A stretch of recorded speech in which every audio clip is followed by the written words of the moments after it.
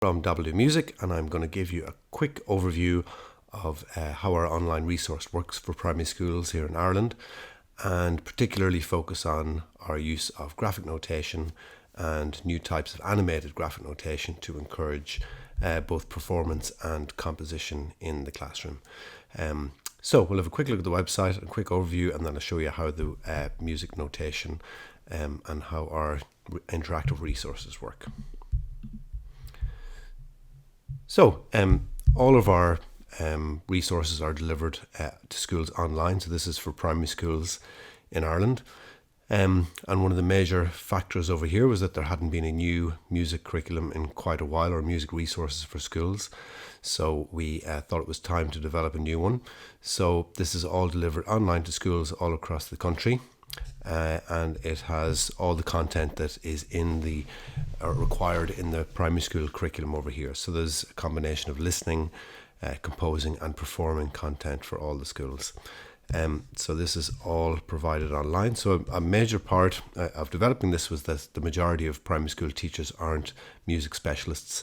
So a big part of this was to make the whole project as accessible as possible, so it was easy for teachers and schools to teach the full music curriculum, but in slightly more accessible ways. So we have a huge amount of listening content across all different genres and styles. And then, of course, we have for each class full yearly content we deliver. So a lot of this is, as I said, based on a lot of the listening content we have, but a lot of the performing and composing content that we have uses a system of music notation that was developed specifically for working with primary schools and also for working with teachers who perhaps weren't that experienced in teaching music. And this is in the resource section, and this is what we'll be looking at. So a lot of this developed from my research in 2008 in Trinity College Dublin into music notation, graphic notation and animated music notation, and finding new ways to create new types of notation that would make it easy to teach in the classroom and easy for children to access, particularly performing activities and composing activities in the classroom. So there's 5 different sections here, and throughout the year the children go along each one of these and cover different areas and different musical concepts as we go on. And there's different levels here depending on the different age group. So the very first section here, this really looks at sounds and symbols. So this is the basis of graphic notation, so connecting sounds and symbols. And it's also very good for early literacy for children, for connecting those sounds and symbols. So we start by asking the children to make the sounds below. Maybe you can join in as well. So if we see this symbol, we make the sound T.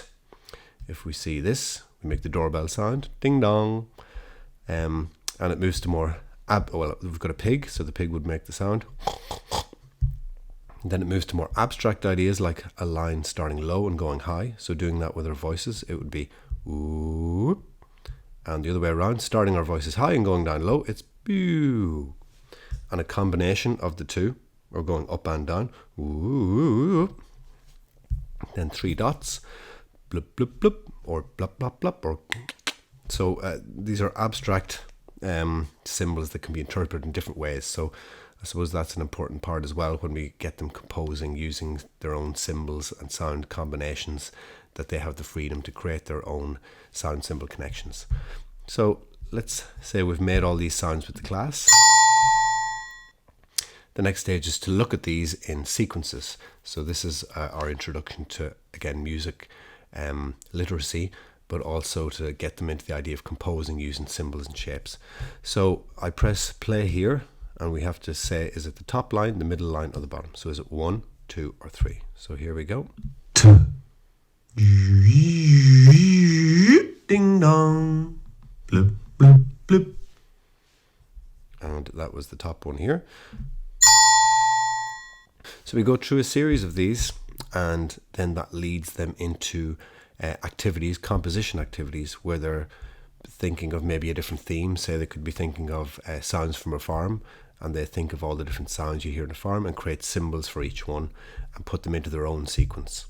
So this is also introduced in these interactive resources in the composition section. So there's a section where the children now will get to choose, And it's also another important part for the whole method here is dividing up the class into 4 different color groups. So this is a method where if you've got a large group of children trying to make sound together, it's beneficial to have them all grouping together and making their own little sounds like they would in an orchestra. So with this activity, the children then get to choose their own symbols and assign them. So they've divided up into 4 different color groups. So a child will go up to the whiteboard and say choose the pig. That's usually their favorite sound, and then they fill that in underneath, and then the next child will go up and choose their own and fill it into whatever color that they're coming up from. And so they've created their own sequence, and then they can perform this with their voices again. And this can be done also on worksheets as well. So it's a great introduction to composition from a very simple point of view. But this develops then to more advanced parts for older classes, where they can really focus on instruments and how they sound, and particularly instruments interpreting these different symbols. So in this one, we're looking at different types of guitar: acoustic guitar, classical guitar, bass guitar, and electric guitar. And let's see which one this is. So you can hear that's the bass guitar. It's sliding up and down, and then this one where it zigzags in pitch up and down again. Let's see. Or it attempts to make the sound of a pig, so it's interpreting this sound of a pig. And the 3 dots. So this is a great opportunity for the children to listen to the different sounds of instruments, but also to see how instruments can interpret these symbols and get to explore different instrumental sounds and how they work. So there's a whole range of different ways they can interact and do some serious listening into the different instruments. And they can also get more used to how these instruments work by again playing this spotting the line game.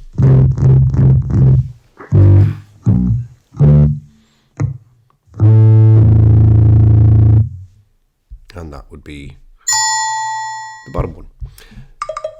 So this color-coded system then continues to something that we call the clock, and this is a great one for getting instruments out in the classroom and a great way to structure the performances. So first we ask them a simple question sometimes to get them moving along. How many colors in the clock? There's 5 colors here, so we have white, and we divide the class up. We can make up a sound for each color. So we could make up vocal sounds for this, and each group has a particular vocal sound, or we could use simple instruments. This can work with any instruments they have. So let's say yellow is a shaker, got one here, and then let's say red, the red group of children would get like chime bars, and you can go on, divide up the instruments like that. So it works really with whatever instruments the class or the teacher would have available to them, and when the hand passes over your color, that's when each group makes their sound. So that's as simply as it works here. So here we go. So you'd have the full shaker group shaking. It could be just simple noise, or they could even come up with a rhythm. So a lot of that will be left up to the children to explore and find different ways of making sounds and different things. And then the red group. And then that's the silent moment. And then they're waiting to go again. And then say a homemade shaker here with pasta in it. So the clock is a great way for them to just get used to hearing the different sounds in different groups and performing together in a way that really keeps them engaged as they can see the colours that are coming, and they can make the connection between the colour and the sound from different parts of the classroom.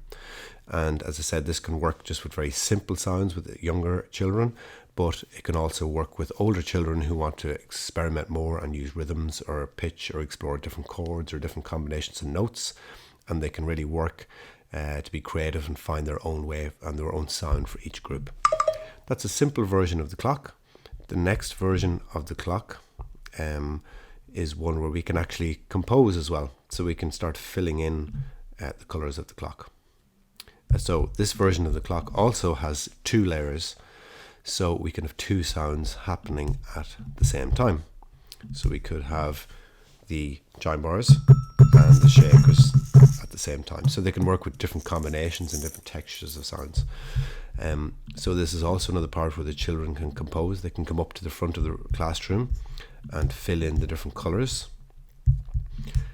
and also choose their instruments and choose what they're going to do with those instruments.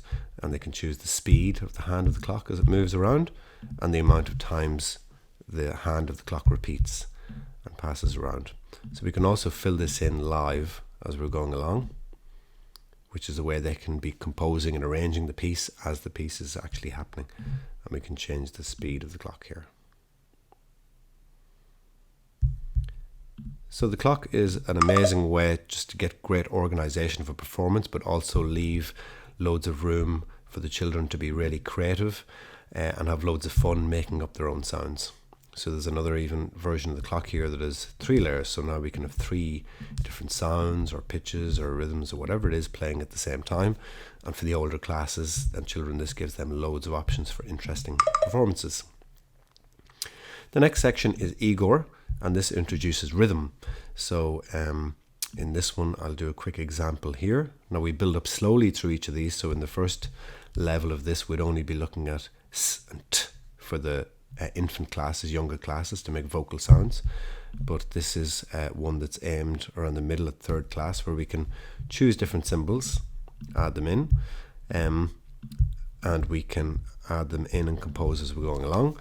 And these can also relate in the lesson plans to conventional notation. So we're getting closer and closer to ideas of conventional music notation, so we can associate these with crotchets and crotchet rests.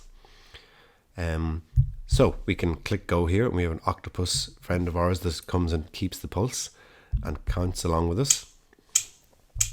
And I'll play red for the chime bar, and I'll play the shaker for the blue. Clap and green, green, red, red and blue. Clap, green, green and blue. So you can have, again, any types of instruments with any of these. You could use body percussion, you could have them clapping along with different bits, or you can use, as I was, simple classroom instruments that you might have.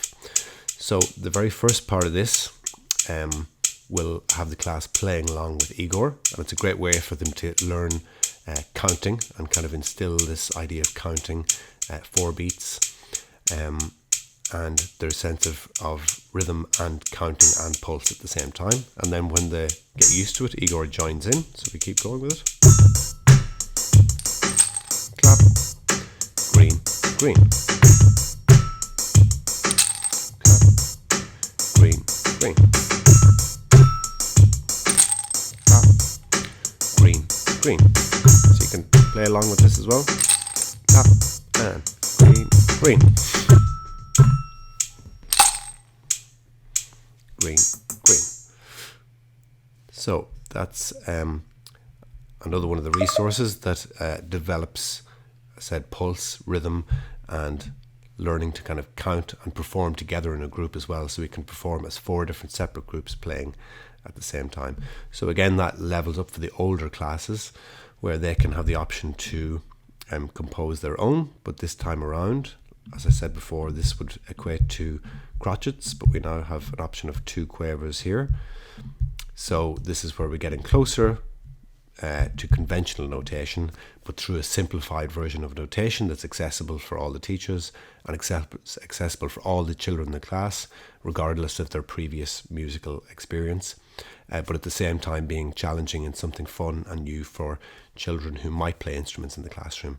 For example, they could bring in their instruments into the classroom and play them and show the other children their skills and talents, but it doesn't leave out children who have little experience, so they can all join in together.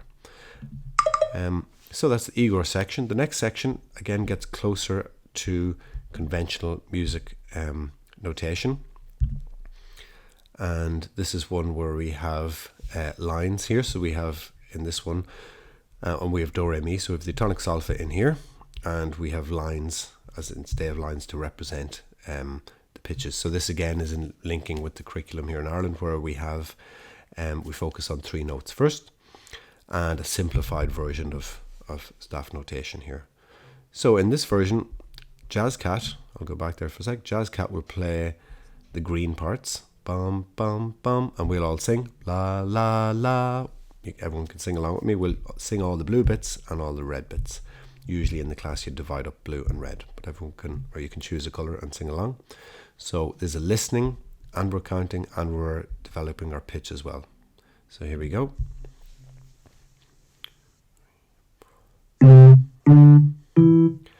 La la la, la la la. Now we can do la, or we can do oohs, or whatever we want. Ooh, and explore. We can even make up words for this, and there's loads of different ways we can do it. La la la, and then oohs. Ooh.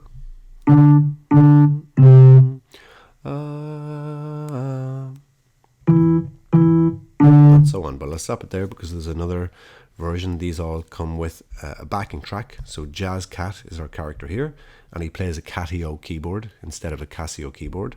So if we want to hear more from him, we can press more Casio, and then we're going to have a backing track along with this as well. So as you can see, all the way across, we're counting 4 bars each time we go across. So this is a great way of getting the children performing, singing together in different groups in the class, listening to the backing track, getting used to hearing where those 3 notes fit in with the harmony underneath. And as I said, they're really accessible for any teacher and any child to get involved with. You can also bring in instruments. As I said, if there's children in the class who are more experienced, they could even bring in instruments and play along with these pieces. So level 2 moves up to pentatonic versions of Jazz Cat, and show one of those, and then level 3 moves up to a full major scale and minor scale. So there's loads of different versions of these Jazz Cats that we can get used to, different types of scales, and get used to really pitching and visualizing the contour of the melody, especially for the younger classes, is to visualize the up and down and the contour of the melody, and again tying in with conventional music notation as well.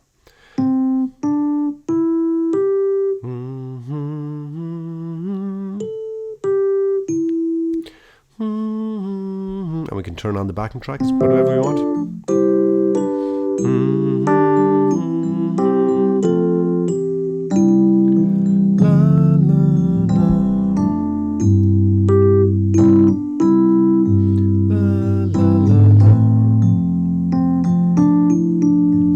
So there are a range of notes involved in there, including rests, as you saw in the last one, that we can then connect to conventional notation after we've gone through the performance there. The very final section then is one where we have different performance pieces, again based on this color-coded animated notation. And this is one we have different versions of different types of music from around the world. There's a Christmas song in there. There's Hill and Gully Rider, which is a Jamaican song. There's Che Che Koule, Frere Jacques, Che Che Koule from Ghana, and Eomac. So there's even an electronic music techno piece in there by an Irish producer called Eomac. But I'll show you, just to show you how this final performance area works, an Irish polka. So again, this is one that the children in Ireland will be very familiar with. It's a type of polka. The Irish polka is very popular down in the south of Ireland, in Kerry and Limerick and Cork. And this polka is one that's recognised all over the place. A very distinctive couple of quavers at the start of it. So the polka goes beep beep diddle diddle dum da dum dit dit diddle diddle dum da dum dit dit diddle diddle dum dum da dee da dee da dee da beep beep diddle diddle dum da dum beep beep diddle diddle dum dum. And it's that beep beep rhythm that is the very distinctive bit that they'll all know. So I'll just show you the screen for a second here, and the instruments that I'll be using. So we would have, say, the first group making a or even a shaker. But it's a popular, well-known tune that a lot of the classes know, but there's a great way for getting them all performing it together. So maybe you can choose a colour, so blue, red, green or yellow, and you can either clap your hands or grab an instrument and try and join in with it. I'll stick with yellow and I'll be leading the way. Okay, so here we go.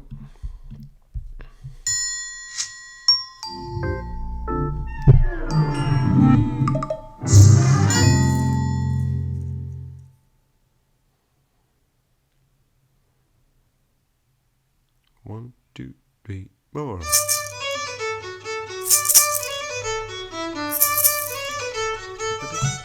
Then red.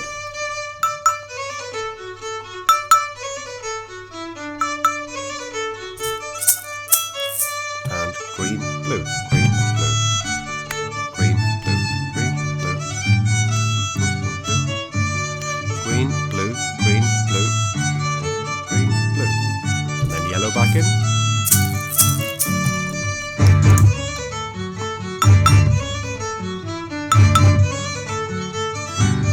Two together.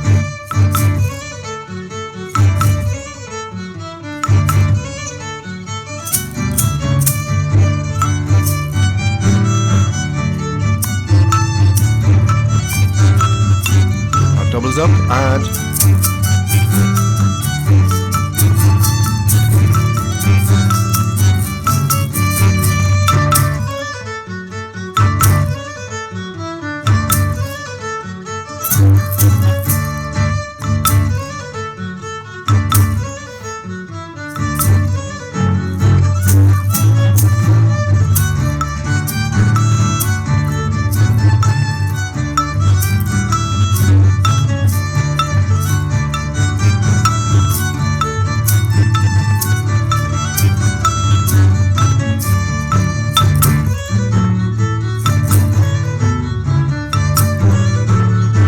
everyone on the beep beep together. Beep beep. Beep beep.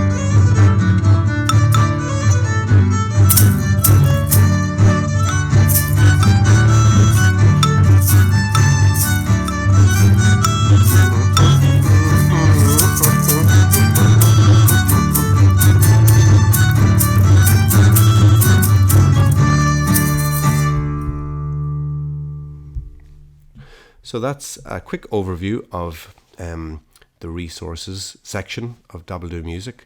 So I said the whole point of this is to make music as accessible as possible to all children and all teachers, regardless of their levels of previous musical experience. And I found that this type of graphic notation and animated notation and the color coding makes it a lot more practical and accessible and fun for getting into the music making in the classroom. So thanks very much. Hope you all enjoyed that. My name has been Shane, and if anyone has any comments or any feedback at all, you can contact me at shane@dabbledoomusic.com. I'd love to hear from you. Thank you very much, and goodbye.